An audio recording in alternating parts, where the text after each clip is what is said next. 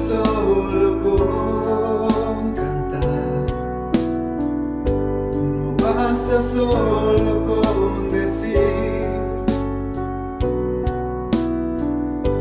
no es suficiente solo con querer hacer, es necesario morir.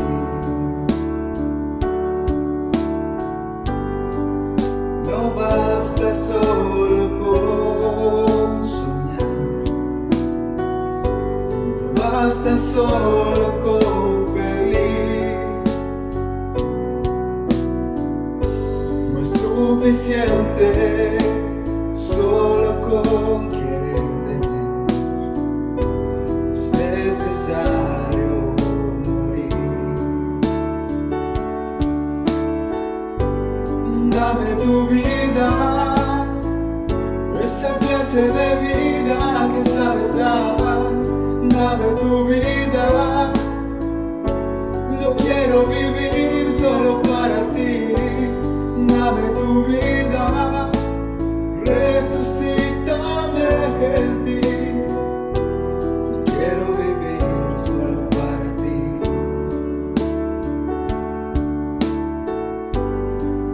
No basta solo con cantar, no basta solo con decir, es suficiente solo con querer hacer, es necesario morir.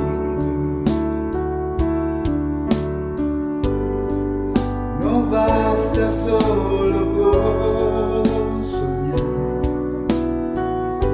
no basta solo con pedir,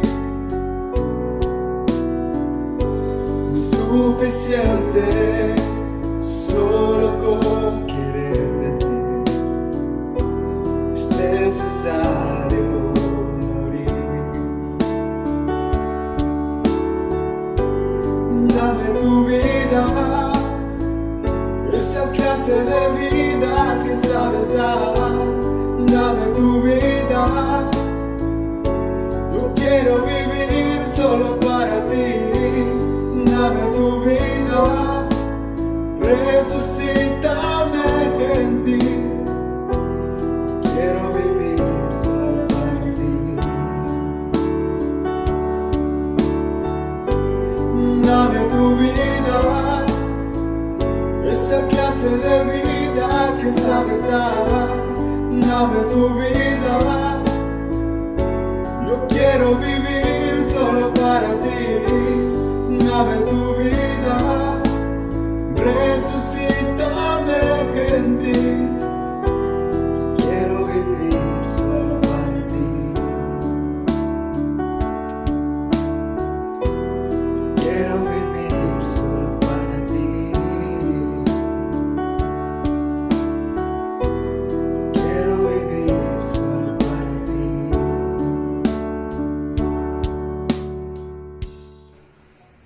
Hola a todos, espero que estén teniendo un muy buen día. Hoy vamos a empezar nuestra reunión hablando con Dios en oración. Amado Dios, te damos inmensas gracias por este día. Te queremos agradecer con todo el corazón, Señor, por ser tan bueno, bondadoso, misericordioso con nosotros.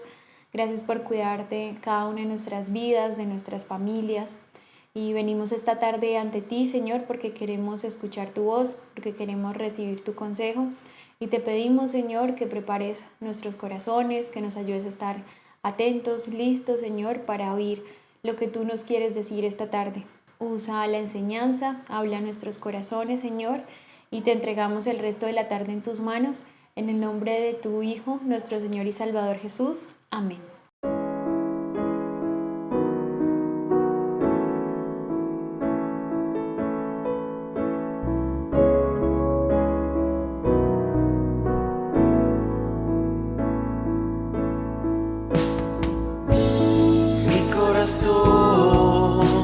Descansa en tus manos, oh Señor. No hay nada que pueda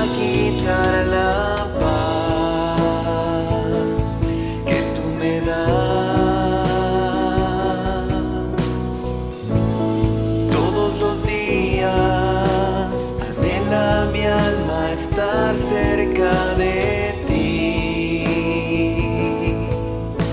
Tu voz es agua que calma mi sed. Te necesito. Si hoy veo la luz, será para acercarme más a ti y conocer todo el amor derramado en la cruz. Si hoy veo la luz, quiero estar frente a ti para decirte que te amaré, Señor, con toda mi alma. Te amaré, Señor, con todo mi corazón. Te amaré, Señor, con todas mis fuerzas. Te amaré, Señor, con toda mi mente. Te amaré por siempre, Señor.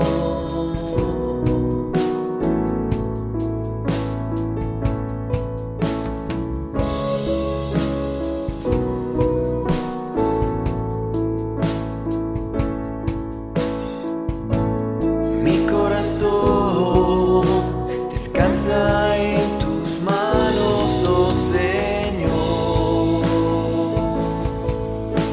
No hay nada que pueda quitar la paz que tú me das. Todos los días anhela mi alma estar cerca de ti. Tu voz es agua que calma mi sed. Te necesito. Si hoy veo la luz, será para acercarme más a ti y conocer todo el amor derramado en la cruz. Si hoy veo la luz, quiero estar frente a ti para decirte que te amaré, Señor, con toda mi alma. Te amaré, Señor, con todo mi corazón. Te amaré, Señor, con todas mis fuerzas. Te amaré, Señor, con toda mi mente. Te amaré, Señor, con toda mi alma. Te amaré, Señor, con todo mi corazón. Te amaré, Señor, con todas mis fuerzas. Te amaré, Señor, con toda mi mente. Te amaré por siempre, Señor.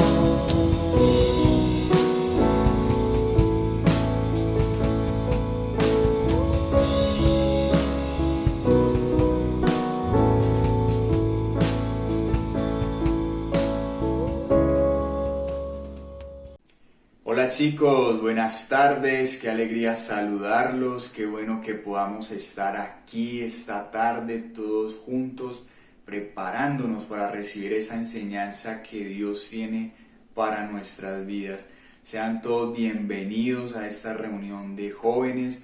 Hoy tenemos como invitado especial a nuestro amigo Germán Piechacón. Él va a estar enseñándonos ahí en el libro de 2 Timoteo, del 2, del 3 al 6, vamos a estar aprendiendo cómo ser un buen soldado de Jesucristo. ¿Listo? Entonces, para que vayamos alistando nuestras Biblias, nuestros cuadernos de apuntes, y que bueno, sea Dios hoy el que esté hablando a cada uno de nuestros corazones, enseñándonos cada una de esas cosas que debemos empezar a aplicar desde ya en nuestras vidas. Y chicos, un anuncio bien importante para que lo tengan en cuenta. Este próximo sábado, 7 de agosto, vamos a estar teniendo nuestra reunión de jóvenes de forma presencial. Así es, sé que es una oración contestada de muchos de nosotros que anhelábamos ya vernos.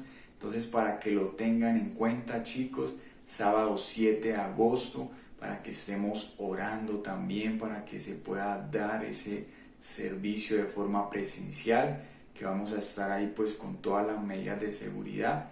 Y bueno, nada, que sigamos disfrutando de este servicio, de esta tarde que vamos a tener. Y bueno, les mando un abrazo, chicos, y que Dios los bendiga.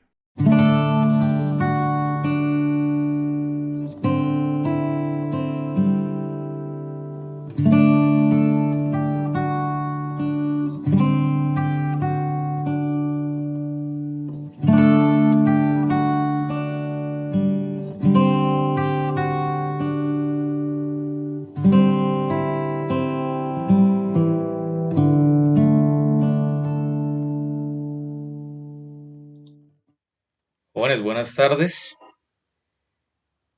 Para mí es una alegría volver a enseñar la palabra de Dios después de muchos meses y por primera vez poderlo hacer por este medio, que si bien no es el que todos quisiéramos, no hay duda que es el medio que Dios ha estado utilizando a lo largo de estos ya 16 meses de pandemia para poder seguir de alguna manera en contacto y para poder seguir recibiendo también ese alimento espiritual tan necesario para todos nosotros los creyentes. Antes que nada, quiero que sepan que como familia los extrañamos muchísimo. Mi esposa los extraña, mis hijos no se imaginan cuánto los extrañan. Preguntan por ustedes, anhelan esas idas los domingos a fútbol, a comer los sábados, los domingos con los jóvenes. Yo pensaba y creo que en estos 16 meses he visto personalmente solo a unos 6 de ustedes y bueno, les digo, los extrañamos y cada día estamos como familia clamándole a Dios para que pronto termine todo esto y nos podamos saludar y abrazar como lo hacíamos antes. Ahora con todo este tema de la pandemia en mente, le pedí a Dios que me regalara un mensaje relacionado con todo eso que hemos vivido en este casi año y medio último, pero que también estuviera relacionado con lo que ustedes han estado estudiando los sábados con Carlos Mario y Javier ahí en Primera de Tesalonicenses y Santiago. Y Dios me mostró una mañana en mi devocional, segunda de Timoteo 2, de los versículos 3 al 6, hablando de los requisitos para ser un buen soldado de Jesucristo. Creo que es muy importante recordarlos esta tarde, especialmente en este tiempo de pandemia donde estoy seguro que algunos, quizá muchos, pueden estar luchando con el enfriamiento espiritual. Titulé la enseñanza El buen soldado de Jesucristo. Quise ser lo más fiel a la palabra posible. Y el bosquejo también es casi literal lo que vamos a leer. Vamos a aprender 4 puntos. Y es que un buen soldado de Jesucristo, primero, sufre penalidades. Segundo, no se enreda en los negocios de la vida. Tercero, lucha legítimamente. Cuarto, trabaja duro para participar de los frutos. Así que teniendo este bosquejo en mente, quiero que vayamos todos ahí a segunda de Timoteo, versículos 2, capítulo 2, versículos 3 al 6, y quiero que lo leamos y luego oramos para que Dios tome el control de este mensaje. Dice la Biblia ahí en segunda de Timoteo 2, capítulo 2, versículo 3. Tú pues sufre penalidades como buen soldado de Jesucristo. Ninguno que milita se enreda en los negocios de la vida a fin de agradar a aquel que lo tomó por soldado. Y también el que lucha como atleta no es coronado, sino lucha legítimamente. El labrador, para participar de los frutos, debe trabajar primero. Que inclinemos el rostro, jóvenes, y vamos a entregar este mensaje en manos del Señor. Amado Padre Celestial, quiero darte las gracias inmensas por esta nueva oportunidad de enseñar tu palabra, Señor. Gracias por este canal que tú permites para que tu palabra siga llegando a los oídos de la gente y poner en tus manos el corazón de todos los que están aquí y van a escuchar este mensaje para que tú nos desafíes, como lo has hecho conmigo esta semana, a ser esos buenos soldados tuyos, Señor. Queremos, a pesar de las circunstancias, ser fieles a ti y por eso te pedimos o te pido que tengamos nuestros oídos bien atentos a cada uno de esos requisitos que tú nos vas a hablar esta tarde, Señor. Me pongo en tus manos, te pido que me uses con gracia, con poder y que solo tu palabra sea glorificada en esta tarde. Es en el nombre de tu Hijo Jesucristo que te oramos. Amén. Y en primer lugar, jóvenes, quiero que vayamos o que miremos ese primer versículo del capítulo 2. Dice, tú pues, hijo mío, esfuérzate en la gracia que es en Cristo Jesús. Es decir, aquí estamos viendo cómo Pablo pone esta porción que vamos a mirar desde el principio en el contexto del esfuerzo, de lograr algo que es difícil de conseguir si no le ponemos empeño. Lo que Dios quiere recordarnos esta tarde es que ser un buen soldado de Él no es fácil y por eso el primer requisito que debe tener un buen soldado de Él es que sufre penalidades. Sufre penalidades. Miremos ahí el versículo 3. Versículo 3 de segunda de Timoteo capítulo 2 dice, tú pues sufre penalidades como buen soldado de Jesucristo. Y antes de entrar en materia, les cuento que hoy vamos a mirar a lo largo de este pasaje cómo Dios compara a un buen creyente con tres tipos de personas. Y en primer lugar, vemos aquí, está ahí en rojo, cómo lo hace con un soldado. Empieza comparando al creyente con un soldado. Y es bueno recordar, o aun que entendamos, que desde el día que recibimos a Cristo en nuestro corazón, somos soldados de Él. Porque en el mundo hay solamente dos ejércitos. Sin Cristo pertenecemos al ejército del diablo. Y desde el día que aceptamos a Jesús como Salvador, que recibimos a Cristo en el corazón como Salvador, salimos de ese ejército del diablo y entramos al ejército de Jesucristo. Desde ese día comenzamos esa carrera, como lo vamos a ver más adelante en detalle, para ser un buen soldado de Él. Entonces lo primero que aprendemos esta tarde es que un buen soldado de Jesucristo sufre penalidades. Ahora saben que estudiando más a fondo este versículo 3, había algo que me llamaba la atención y es que la expresión sufrir penalidades en griego se traduce como sunkakopatseo, lo que a la vez quiere decir sufrir el mal juntamente con o participar de las aflicciones de. Y es interesante porque con este término sunkakopatseo, Dios nos quiere enseñar dos cosas. En primer lugar, cuando sufrimos penalidades, nos estamos identificando con los sufrimientos de Jesucristo. Quiero que busquemos Primera de Pedro 4. Primera de Pedro 4, versículos 12 y 13. Primera de Pedro 4, versículos 12 y 13. Ahí lo tienen en pantalla. Dice, amados, no os sorprendáis del fuego de prueba que os ha sobrevenido, como si alguna cosa extraña os aconteciese, sino gozaos por cuanto sois participantes de los padecimientos de Cristo, para que también, en la revelación de su gloria, os gocéis con gran alegría. Y realmente pienso que es uno de esos pasajes que a veces nos cuesta comprender un poco. Nos está diciendo Dios que debemos estar felices, que debemos estar gozosos cuando estamos en medio de una prueba. La respuesta es sí. Y ahí dice por qué. El mismo versículo dice por qué. En primer lugar, porque es algo normal. No es nada extraño lo que nos está sucediendo. Todos los creyentes van a padecer tribulación. No es extraño, pero segundo y más importante, porque estás siendo participante de los padecimientos de Cristo. Eso debe ser motivo de gozo. Si tú estás sufriendo en este momento, si Dios te ha puesto en tribulación a pasar una prueba, tienes que tener gozo porque estás identificándote con el sufrimiento que tuvo que atravesar Cristo para salvar a la humanidad. Yo pensaba que si realmente comprendiéramos este versículo en su magnitud, veríamos de una forma muy diferente las pruebas.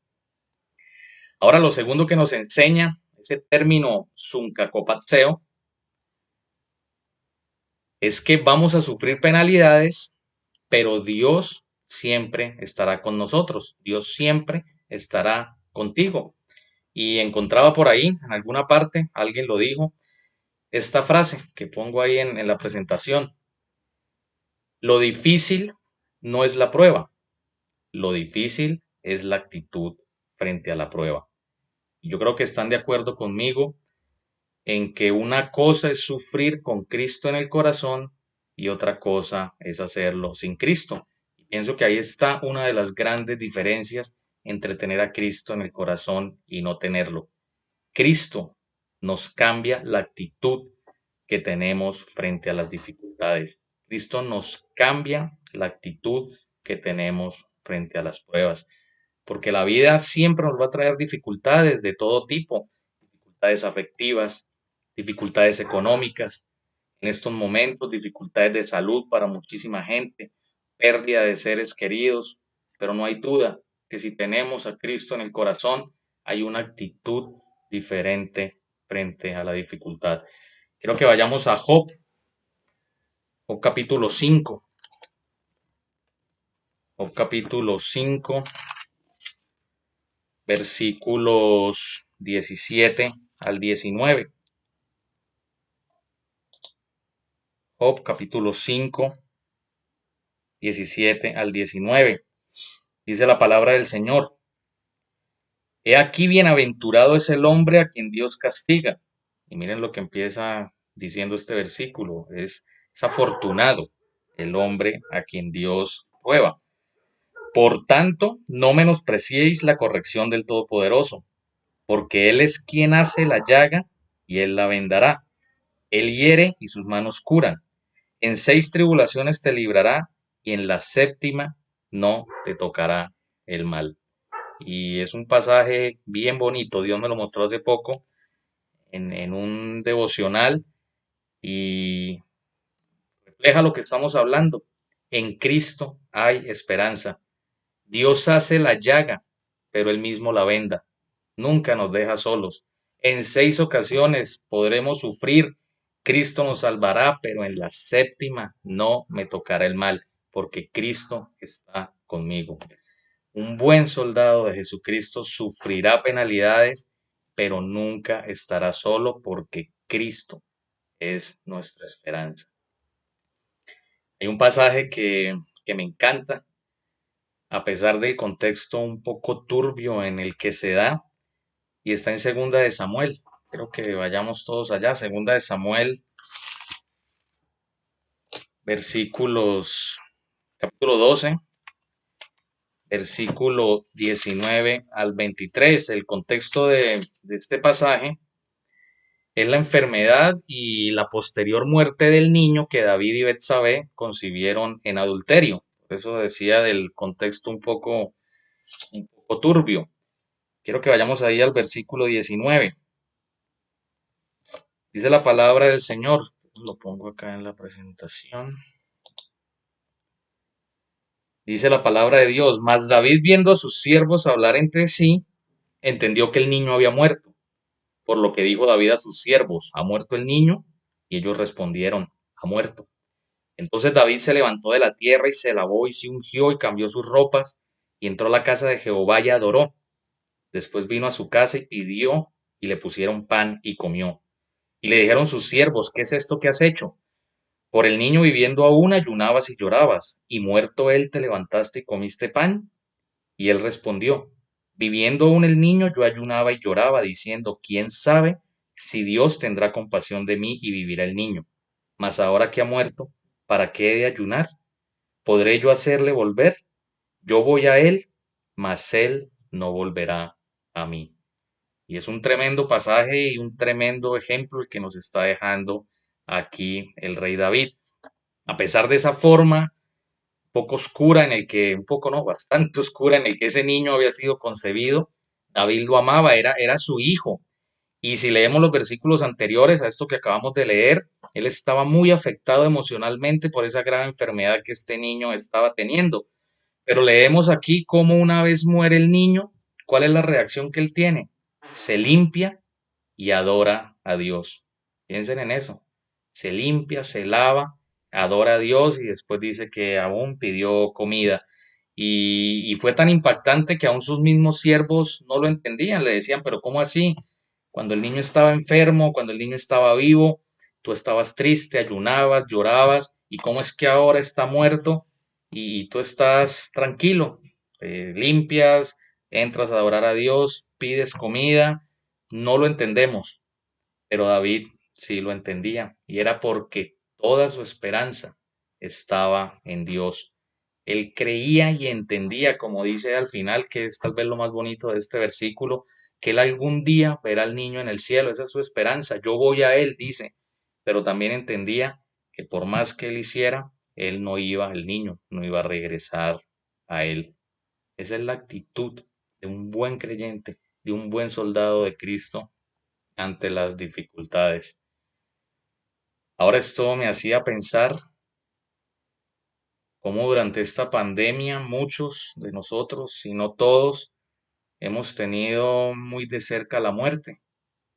Papás, mamás, tíos, hermanos, esposos, amigos han muerto. Y es bonito, a mí aún me reconforta y que he escuchado frases como las de David en creyentes que han sufrido la pérdida de sus seres queridos en esta pandemia. No hay duda que han estado destrozados por dentro, tristes, pero los he escuchado tranquilos, creyendo y descansando en el Señor. Y esa es la actitud de un buen soldado de Jesucristo ante el sufrimiento. Gracias, Dios, porque estoy siendo semejante a ti en tus padecimientos y entiendo que estás conmigo y juntos saldremos de esto. Ahora hay un segundo requisito para ser un buen soldado de Jesucristo. Y quiero que volvamos ahí, a segunda de Timoteo, nuestro versículo guía. Segunda de Timoteo, capítulo 2. Y vamos a mirar el versículo 4. Y ese segundo requisito es que el buen soldado de Jesucristo no se enreda en los negocios de la vida. Versículo 4. Dice: ninguno que milita se enreda en los negocios de la vida, a fin de agradar a aquel que lo tomó por soldado. Y si lo notamos en este versículo 4, todavía Dios nos está comparando con soldados. Y miraba también en el griego cómo la frase negocios de la vida se traduce literalmente como ocupaciones comerciales, ocupaciones comerciales.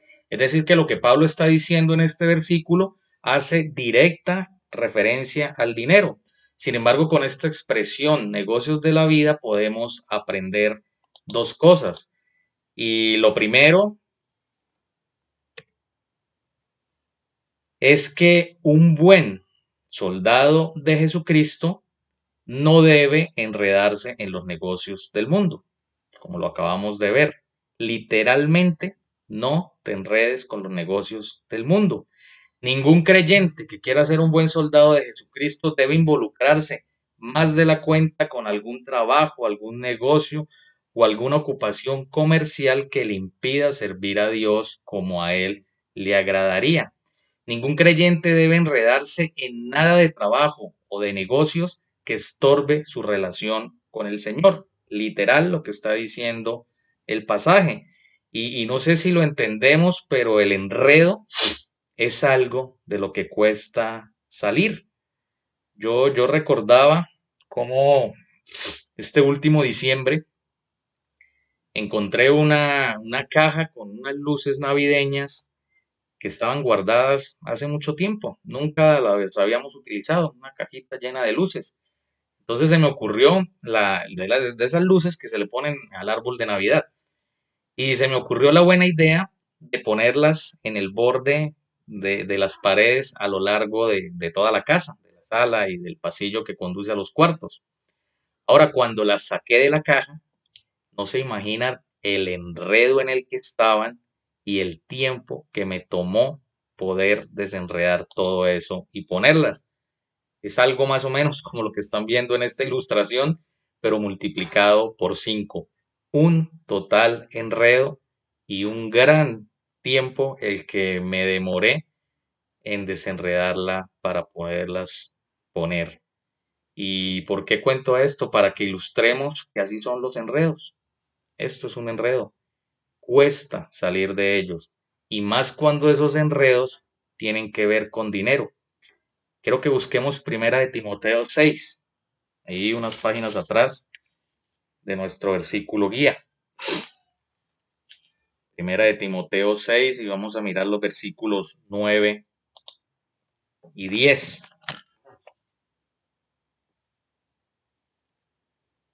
Dice, porque los que quieren enriquecerse caen en tentación y lazo, y en muchas codicias necias y dañosas que hunden a los hombres en destrucción y perdición.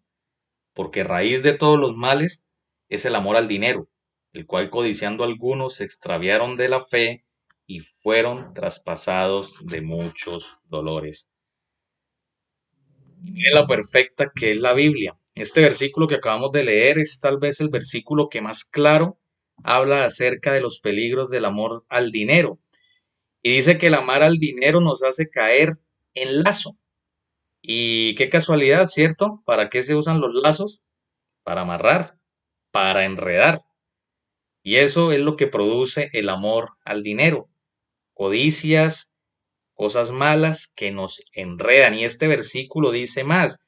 Dice que esos enredos pueden llevar a los hombres aún a extraviarse de la fe y ser traspasados de muchos dolores. Hoy Dios nos está animando a revisar cómo está nuestro corazón en cuanto al dinero. Y no estoy queriendo decir que sea malo trabajar, no es malo hacer negocios, no es malo ganar dinero, de ninguna manera. Ojalá todos pudiéramos ganar buen dinero. Lo malo es enredarte en los negocios del mundo porque eso te va a llevar a vivir en la carne.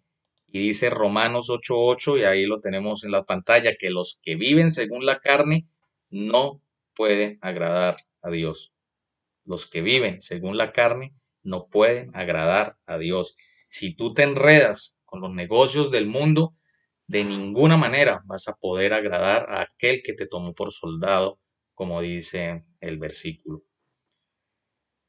Ahora algunos podrían estar pensando, bueno, Germán, pero yo tengo un trabajo, yo tengo mi negocio, yo hago negocios. ¿Cómo sé si estoy enredado en los negocios del mundo? Y yo te digo que es muy sencillo. Cuando tu trabajo o esos negocios que estás haciendo no te permiten hacer devocional todos los días, discipularte siempre, congregarte siempre o servir en la iglesia cuando podamos volver a hacerlo, te estás enredando en los negocios del mundo y debes tomar una decisión pronto. Si esos negocios, si ese trabajo te está impidiendo servir al Señor como Él quiere que lo hagas, estás enredándote en los negocios del mundo y debes tomar una decisión. ¿Y cuál es esa decisión? Salirte de ahí pronto antes de que te enredes y sea más difícil salir. Ahora, lo segundo que podemos aprender aquí es que no solo no debemos enredarnos en negocios o con trabajos, sino no debemos enredarnos con nada que tenga que ver con el mundo. No debes enredarte con nada que tenga que ver con el mundo. Y podría nombrar muchas cosas: una relación de noviazgo mal llevada, una mala amistad, un vicio, un pecado favorito y muchas otras cosas más. Yo creo que la mayoría de nosotros hemos escuchado y conocemos bien la parábola del sembrador, un relato donde Jesús comparte con sus discípulos esas diferentes reacciones que las personas pueden tener o que tienen frente a la palabra de Dios. Y dice en Lucas 8:14 que la que cayó entre espinos, estos son los que oyen, pero yéndose son ahogados por los afanes y las riquezas y los placeres de la vida y no llevan fruto. Hay muchos, dice este pasaje, y los hemos visto, que escuchan la palabra con gozo, están firmes por un tiempo, vienen a la iglesia, aún comienzan a servir, pero de un momento a otro, ¿qué pasa? Se van, dice ahí que yéndose, se enredan con los placeres del mundo y se van, y por ende no llevan fruto para el Señor. Ahora podríamos estar pensando, no, Germán, pero yo ya llevo muchos años en la iglesia, yo estoy haciendo devocional todos los días, cuando hemos podido y cuando podamos yo me congrego fielmente, pero ninguno de nosotros está exento de caer, y más en estos tiempos, como lo vamos a ver ahora más adelante, de relajación espiritual. Y en lo que dice Primera de Juan 2:15, no améis al mundo ni las cosas que están en el mundo. Si alguno ama al mundo, el amor del Padre no está en él. Y termino este punto con este versículo. Es imposible enredarse con el mundo y al mismo tiempo agradar a aquel que nos tomó por soldados. Es imposible, es imposible. Si alguno ama al mundo, el amor del Padre no está en él. Ahora volvamos a nuestro versículo guía, ahí en segunda de Timoteo, y vamos a mirar que hay un tercer requisito para el buen soldado de Jesucristo, y es luchar legítimamente. Segunda de Timoteo, capítulo 2, vamos a mirar el versículo 5. Dice, y también el que lucha como atleta no es coronado, sino lucha legítimamente. Y si notan, Pablo compara en este versículo al creyente ya no con un soldado, sino ahora con un atleta. Y no necesariamente se está refiriendo a alguien que practica el atletismo, se está refiriendo a un deportista en general, a alguien que compite. Está comparando al creyente con alguien que está en una carrera por algo. Y recuerdan que lo habíamos hablado al principio, desde que tenemos a Jesucristo en el corazón, comenzamos una carrera en busca de ser coronados en el cielo por Dios cuando estemos frente a Él rindiéndole cuentas. Ahora dice hoy Pablo que para recibir esa corona hay algo muy importante, y es que debemos competir legítimamente. Es decir, para recibir el galardón debemos correr honestamente, limpiamente, sin trampa, sin dobles intenciones. En griego esta palabra legítimamente quiere decir correr de acuerdo a las reglas. Correr de acuerdo a las reglas. El buen soldado de Jesucristo agrada a Dios viviendo de acuerdo a sus reglas.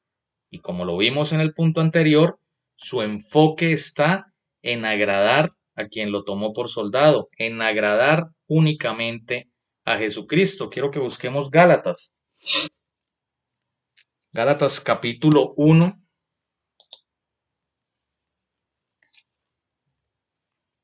versículo 10.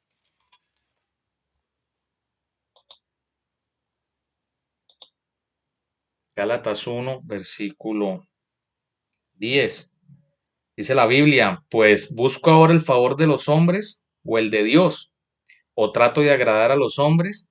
Pues si todavía agradara a los hombres, no sería siervo de Cristo. Yo les digo con mucho amor, jóvenes, no tiene ningún sentido tratar de impresionar a los pastores o a los líderes. Dios conoce tu vida y sabe si verdaderamente estás corriendo de acuerdo con sus reglas. En 2 Corintios 5:11, lo que dice, conociendo pues el temor del Señor, persuadimos a los hombres, pero a Dios le es manifiesto lo que somos y espero que también lo sea a vuestras conciencias.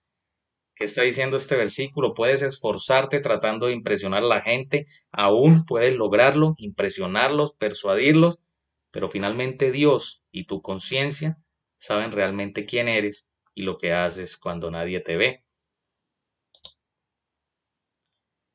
Yo creo que algunos conocen a este personaje y para los que no saben quién es, les cuento que él se llama Lance Armstrong y este hombre fue considerado hasta el año 2012 el mejor ciclista de toda la historia. Es más, uno de los mejores deportistas de toda la historia, entre otras cosas, por haber ganado 7 Tours de Francia consecutivos, que para los que no saben, es la principal carrera ciclística que hay. Este hombre lo ganó 7 años seguidos y aparte tuvo otra serie de triunfos y además tuvo una historia increíble de supervivencia, ya que en el año 1996 venció un cáncer de testículos con metástasis en los pulmones y el cerebro. Y por todo esto, como dije anteriormente, hasta el año 2012 este personaje era querido, admirado y respetado por casi todo el mundo. Pero resulta que el 10 de octubre del año 2012 es encontrado formalmente culpable de haberse dopado con la hormona EPO, con transfusiones de sangre, testosterona y corticoides entre los años 1998 y 2011. En otras palabras, se comprobó que Lance Armstrong ganó 7 Tours de Francia y varias competencias más haciendo trampa, haciendo trampa. Este hombre, que como les decía, era admirado y respetado por muchos, pasó a la historia como un deportista que ganó muchos trofeos compitiendo ilegítimamente, violando las reglas de su deporte que prohíben cualquier tipo de dopaje. Este hombre persuadió a tanta gente al punto que generó admiración y respeto, pero finalmente fue manifiesto lo que él era, un tramposo. ¿Y por qué cuento esta historia? Porque si tú estás corriendo tu carrera cristiana ilegítimamente, en contra de las reglas de Dios, tal vez algún día te pueda pasar lo de Armstrong. Vas a quedar en evidencia. Miren lo que dice Primera de Timoteo 5, 24 y 25. Primera de Timoteo 5, 24 y 25. Dice, los pecados de algunos hombres se hacen patentes antes que ellos vengan a juicio, mas a otros se les descubren después. Asimismo se hacen manifiestas las buenas obras y las que son de otra manera no pueden permanecer ocultas. Es un pasaje tremendo que a mí cada día que lo leo me anima a ser transparente, no solo delante de los hombres, sino especialmente delante de Dios, porque hay una frase que dice que no vas a poder engañar a todos todo el tiempo. El buen soldado de Jesucristo compite y lucha legítimamente para agradar solamente a aquel que lo tomó por soldado. Y quiero que miremos para finalizar ahí en nuestro versículo guía, cuarto y último requisito del buen soldado de Jesucristo.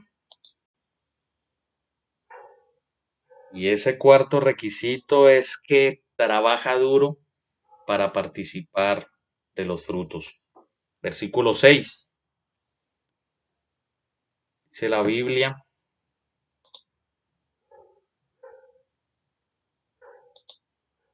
ahí en el versículo 6, el labrador para participar de los frutos, debe trabajar primero.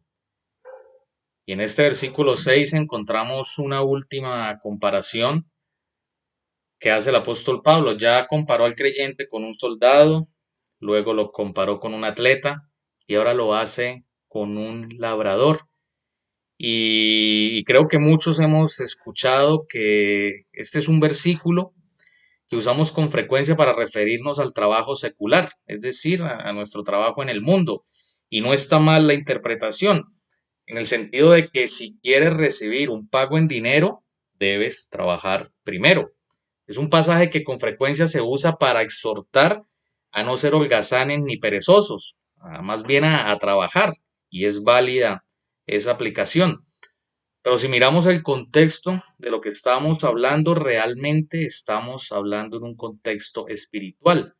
Pablo aquí está hablando de frutos en la obra del Señor y pone de ejemplo a un labrador, una persona que se han visto en el campo, trabaja duro con sus manos y es una persona o una actividad que requiere mucho esfuerzo físico, pero requiere constancia y paciencia para cosechar los frutos de su trabajo. Yo les cuento que durante esta cuarentena inicial que tuvimos hace poco más de un año, una de las cosas en las que incursioné fue precisamente en la agricultura. Junto con mi hijo Alejandro, iniciamos una pequeña huerta en el balcón de nuestro apartamento. Y a veces yo, por mi parte, lo pensaba así, creo que muchos lo piensan así, que iniciar una huerta es coger una manotada de semillas, tirarlas y esperar 3 o 4 meses y entonces salir a recoger los frutos. Pues yo les cuento con conocimiento de causa que no es así, no es así. Primero, hay que sembrar unas buenas semillas. Luego hay que regar con regularidad y saber regar. No se puede echar ni mucha agua ni poca agua.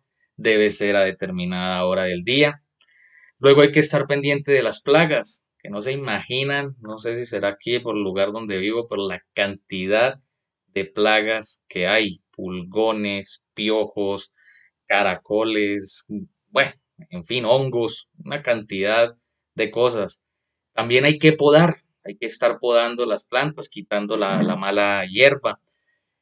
Hay que estar continuamente echándole más abono, echando algo que se llama fertilizante para que crezcan más fuerte y desarrollen esos frutos. Hay que estar pendiente de que les dé el sol. Hay que estar pendiente de los aguaceros fuertes y muchas otras cosas. Y luego de varios meses de todo este trabajo que les estoy contando, si tenemos suerte, por fin veremos el fruto. Y yo se los digo con sinceridad, no es fácil lograr que una mata dé fruto. Muchos cultivos fracasan.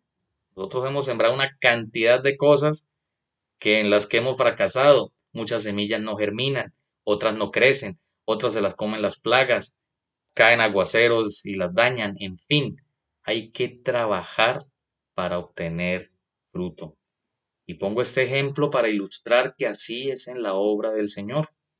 Hay que trabajar con la gente, hay que cultivar, hay que cuidar esas relaciones y luego de un trabajo duro veremos ese fruto para el Señor. Saben que esa palabra trabajar que se usa aquí en este versículo 6 en el griego se traduce como copiao, copiao, y quiere decir sentir fatiga por algo, sentir cansancio por algo. Quiere decir trabajar duro. No es un trabajo de pronto en un escritorio, no, es sentir fatiga, sentirse cansado haciendo algo. Y, y en el primer capítulo del libro de Josué, hay un texto que a mí me encanta y tal vez muchos lo recuerdan. Y está en el contexto de Dios hablando con Josué. Luego de que muere Moisés, Moisés era el líder del pueblo de Israel, Moisés muere y Dios habla entonces con Josué para encargarlo de liderar al pueblo y llevarlo a la tierra prometida. Y el texto es empezando el libro de Josué, capítulo 1, y en esos versículos 6 al 9, aquí lo tengo en la pantalla, no lo vamos a leer, pero he resaltado cómo en tres ocasiones, en los versículos 6, 7 y versículo 9, Dios le repite la misma frase a Josué: esfuérzate y sé valiente, esfuérzate y sé muy valiente, esfuérzate, dice al final, mira que te mando que te esfuerces y seas valiente. Y qué curioso, ¿no? Que le repite Dios tres veces: esfuérzate y sé muy valiente. Y es lo mismo que Dios hoy nos está diciendo: ¿quieres dar fruto para mí? Tienes que esforzarte y ser valiente como un buen soldado de Jesucristo. Ahora tal vez en estos tiempos es un poco extraño hablar de esforzarse haciendo la obra. Recuerden que según Apocalipsis 3, estamos en la iglesia de los últimos tiempos. Estamos en tiempos de la Odisea. Muchos han escuchado ese término, la Odisea. Y dice Apocalipsis 3 que esta iglesia de la Odisea es una iglesia tibia, es una iglesia que no es ni fría ni caliente. Y es lo que estamos viviendo en estos tiempos como creyentes y creo que todos lo hemos visto. Estamos en tiempos de un cristianismo light, cristianismo superficial, un cristianismo sin ningún tipo de compromiso y ni qué decir en estos tiempos de pandemia.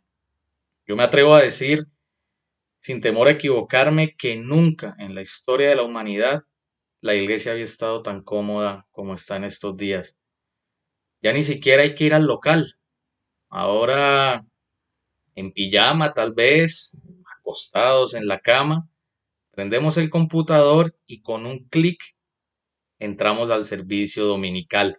Y ojo, y lo aclaro, de ninguna manera estoy criticando a nuestra iglesia. Es más, yo soy el primero que he estado de acuerdo con mantener la virtualidad por un tiempo más. Y gracias a Dios, como lo dije comenzando, por estas herramientas que Dios nos ha puesto para seguir escuchando su palabra. Yo no me imagino una pandemia como esta que estamos viviendo hace 30 o 40 años sin todas las ayudas tecnológicas que tenemos hoy en día para mantenernos en contacto. Pero no hay duda de que todo esto ha contribuido a la comodidad y al enfriamiento de algunos. Todo esto, tecnología, toda esta virtualidad, ha contribuido a la comodidad y al enfriamiento de algunos. Pero vuelvo y digo, no es culpa de nosotros. Es lo que hay, lo que ha tocado, pero sin duda ha contribuido a la comodidad y al enfriamiento. Yo no sé si lo recuerdan, pero cuando empezó todo esto, todos estábamos como muy optimistas y lo pensábamos con, con buen corazón que tal vez Dios iba a ablandar el corazón de la gente. Pensábamos en que tal vez todo ese temor que había iniciando la pandemia iba a hacer que muchos buscaran a Jesucristo, pero yo me temo que 16 meses después esto no ha sido así. Muchos tal vez escuchamos también cómo decían que esta pandemia iba a sacar lo mejor de la gente, ¿cierto? Pero yo creo que lamentablemente en muchos casos ha sido al contrario. Esta pandemia ha sacado lo peor de la gente y nos está demostrando a los creyentes que el trabajo duro está todo por hacer. No es sino ver aquí en Colombia esa forma de actuar de esos muchachos que están destruyendo el país, ese odio, esa irracionalidad con la que actúan. Yo creo que nos ha impresionado a todos. Las noticias que día a día leemos en el mundo son aterradoras. Incluso a mí, personalmente, me ha tocado escuchar a personas que estuvieron muy delicadas a causa del coronavirus y salieron adelante decir que los salvó la Virgen. Piensen en eso, al borde de la muerte, en un hospital, con oxígeno, Dios los saca adelante y dicen que los salvó la Virgen. Cosas como estas nos recuerdan que el trabajo duro, jóvenes, está por hacer. Y me atrevo a decir que quizás más duro que antes. Si pensábamos que con la pandemia las cosas se iban a poner fáciles espiritualmente hablando, creo que nos hemos equivocado. Como buenos labradores, esta tarde Dios nos está diciendo que tenemos que esforzarnos, tal vez más que antes, para participar de los frutos. Y como lo dijo el apóstol Pablo ahí en Gálatas 4:19, tendremos aún que sufrir dolores de parto para participar del fruto para el Señor. Dolores de parto. Va a costar ganar almas para Cristo. Quiero que busquemos 2 Corintios 8:28. 2 Corintios 8:28. Y ahí está en las pantallas. El contexto del pasaje, versículos atrás, Pablo ha descrito con lujo de detalle todo lo que ha tenido que sufrir a causa de la obra del Señor. Y termina diciendo ahí en el versículo 28, y además de otras cosas, lo que sobre mí se agolpa cada día, la preocupación por todas las iglesias. La preocupación por todas las iglesias. Así es la obra del Señor.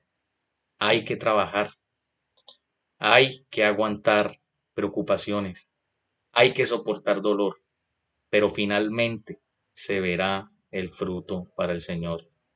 Como el buen labrador y como buenos soldados de Jesucristo, vamos a participar de los frutos si trabajamos primero.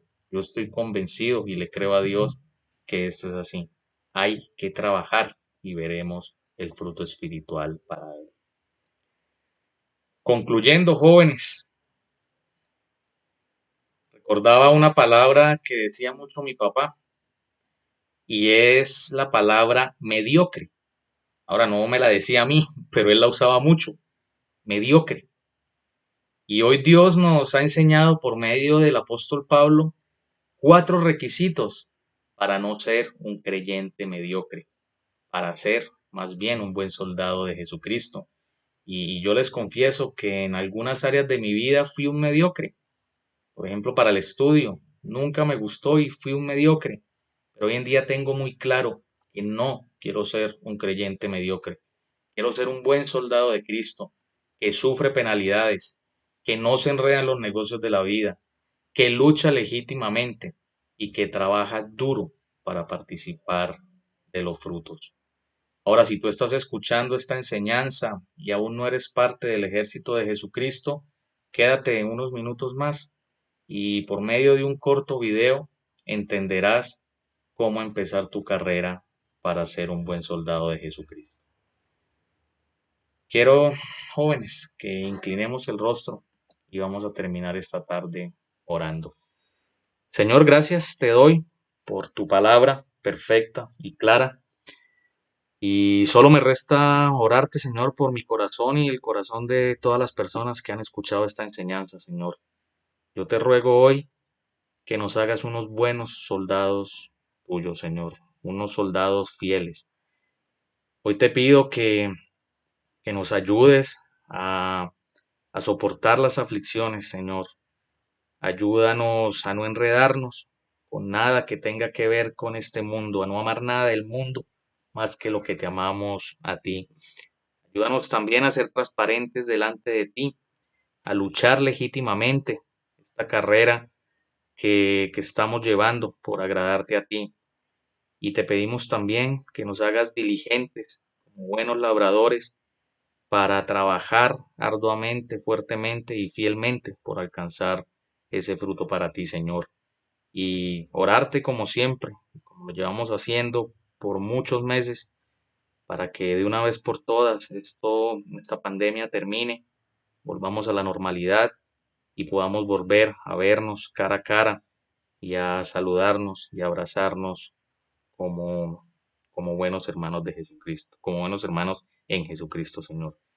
Te oramos, Padre, y es en el nombre de Él, de Jesucristo, que lo hacemos. Amén. Hola, si has entendido el mensaje de Dios para tu vida, y tu necesidad de recibir a Jesucristo como tu Señor y tu Salvador, permítenos guiarte con la manera de cómo hacerlo. Lo primero que necesitamos entender es que Dios es santo. La Biblia dice que Dios es sin pecado. De hecho nos dice, sed santos porque yo soy santo. Sin embargo, el hombre es pecador y por eso no podemos relacionarnos con Dios directamente. La Biblia nos dice en Romanos 3:10, como está escrito, no hay justo ni aun uno. En Romanos 3:23, la Biblia nos dice, por cuanto todos pecaron y están destituidos de la gloria de Dios. Estos dos versículos nos dicen primero que todos somos pecadores delante de Dios. Eso significa que todos hemos quebrantado la ley de Dios, lo cual significa que estamos descalificados delante de Dios. No damos la medida, estamos excluidos delante de Él. En Romanos 6:23, la primera parte nos dice, porque la paga del pecado es muerte. Ese pecado, ese fallarle a Dios con nuestras vidas, causa la muerte, una muerte tanto física como espiritual. Nuestro pecado tiene un precio, una consecuencia, la muerte. La muerte en términos bíblicos significa separación eterna. Nuestro pecado nos ha separado eternamente de Dios, eso es la muerte. Imagínate cerrar tus ojos por última vez en este mundo y abrirlos en un lugar de tormento y de condenación, porque la paga del pecado es la muerte. Sin embargo, Dios nos mostró su amor y su gracia. La Biblia dice en Romanos 5:8, mas Dios muestra su amor para con nosotros, en que siendo aún pecadores, Cristo murió por nosotros. Dios nos ama y desea tener una relación personal con nosotros. Dios mostró su amor al dar a su Hijo unigénito en la cruz del Calvario, para pagar ese precio que nosotros merecíamos pagar. Recuerda, la paga del pecado es la muerte, así que Él pagó por nosotros, pagó en nuestro lugar, fue nuestro sustituto.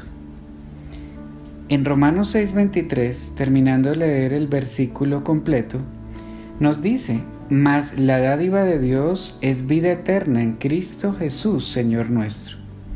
Dios nos ofrece un regalo, dádiva es regalo, la salvación, el perdón de nuestros pecados, la vida eterna. Pero nota que ese regalo no es por las obras que hagamos, no es por las religiones que tengamos o por las filosofías humanas. La salvación es un regalo que no es barato, porque costó la sangre preciosa de Cristo. Vida eterna en Cristo Jesús, Señor nuestro. Tú puedes hacer 3 cosas con un regalo. La primera, rechazarlo. Puedes rechazar la salvación que Dios te ofrece, irte y condenarte para siempre. Lo segundo que puedes hacer con un regalo es tratar de comprarlo. Es imposible comprar el cielo. Alguien decía que Dios no está interesado en vender la entrada al cielo y tampoco el hombre tiene la capacidad de poder comprarlo si tuviera la manera. La dádiva de Dios, el regalo de Dios es vida eterna. Es un regalo que Dios nos ofrece a través de Jesucristo. Es un regalo que tú tomas o rechazas. Ahora, ¿qué hay que hacer? La Biblia nos dice que el hombre necesita creer y recibir. Necesitamos creer y recibir a Cristo, creer en lo que Él hizo y recibirle como nuestro Señor y nuestro Salvador, habiendo renunciado a cualquier intento humano de salvarnos por nuestros propios medios. Dice la Biblia en Romanos 10, 9 al 10, que si confesares con tu boca que Jesús es el Señor y creyeres en tu corazón que Dios le levantó de los muertos, serás salvo, porque con el corazón se cree para justicia, pero con la boca se confiesa para salvación.